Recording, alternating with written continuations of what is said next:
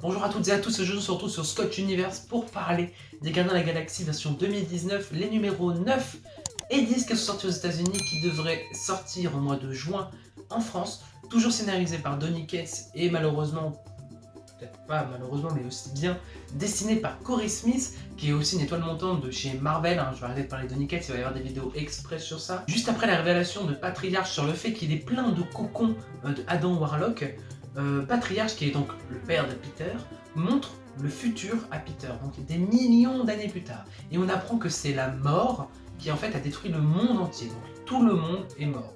Donc est-ce que l'Église universelle de la vérité est là dans un but gentil ou méchant? On n'en sait pas trop. De l'autre côté de la galaxie, Groot, Rocket et Moondragon vont sur une planète qui n'a absolument pas de qualification pour retrouver Magus, qui est le double, entre guillemets, le frère jumeau de Adam Warlock, mais en version enfant, qui a été créé lors de Infinity War, lorsque les pierres ont été restaurées dans l'univers.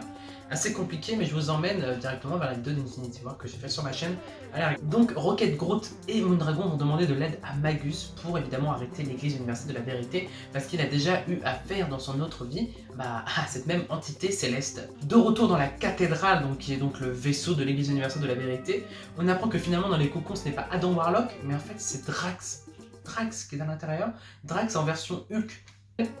Drax est mort dans Infinity War, tout simplement parce qu'en fait il avait fait un double de lui avec la pierre de l'âme dans l'univers Infinity Warps, et en fait les deux s'étaient rassemblés pour ouvrir le portail pour que tout l'univers du Warps il soit à part de l'univers normal, et à ce moment là les deux sont morts, donc il n'y avait plus de Drax.